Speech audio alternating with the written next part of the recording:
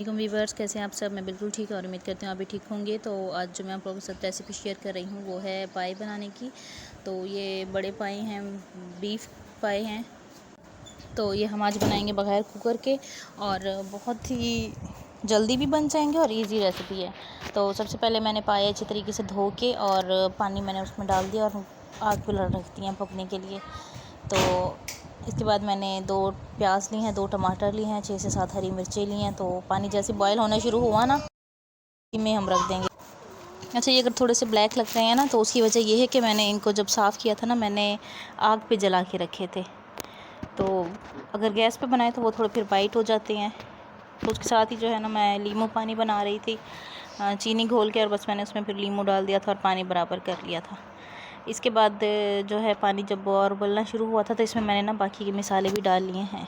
उसमें मैंने डाले है हल्दी और सुरख मिर्च पाउडर है, सूखा धनिया पाउडर, ज़ीरा और नमक।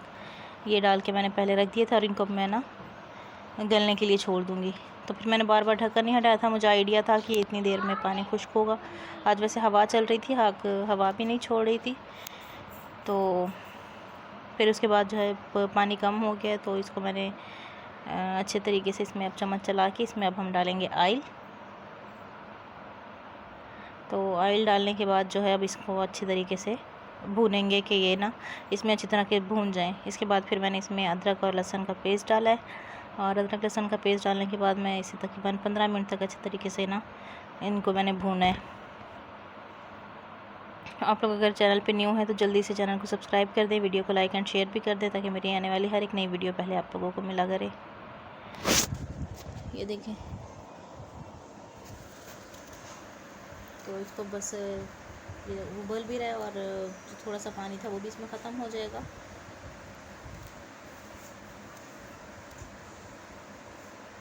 तो ये भून भी जाएंगे अच्छे तरीके से। अब आग जो थी थोड़ी सी तेज़ थी, तो ये ना नीचे लग रहे थे, लेकिन इनको मैंने ना नीचे लगने नहीं दिया, उससे फिर सालन में जले हुए की हवा आती है। तो बस इसे मुसलसल चम्मच चला के इसे मैं भूनती रही हूँ। अब जो है इसमें हम डाल देंगे थोड़ा सा पानी। पानी डालने से पहले मैंने इसमें पिसा हुआ गरम मसाला डाला है। उसके बाद हम इसमें डाल देंगे थोड़ा पानी, कि आपको जितना भी इसमें शोरपा रखना हो उतना ही रखें। तो मैंने इसमें थोड़ा सा ज़्यादा रखा था, और उसके बाद फिर मैंने इसे अंगारों पे छोड़ दिया था, ताकि ये ना शोरबा जो है वो पक भी जाए और ये थोड़े से और इसमें मिक्स हो जाएंगे। तो बस खाना हो गया रेडी, और इसके साथ रोटियां भी बनाई थी, और इसके साथ मैंने वाइट चावल भी बनाए थे। वाइट चावल जिस तरह मैं बनाती हूँ उसकी रेसिपी जो है वो मेरे चैनल पे है, आप लोग उस पर देख सकते हैं। ये देखें, आपको अच्छी वीडियो कैसी लगी मुझे कमेंट में ज़रूर बताइएगा, और वीडियो को लाइक एंड शेयर भी कीजिएगा।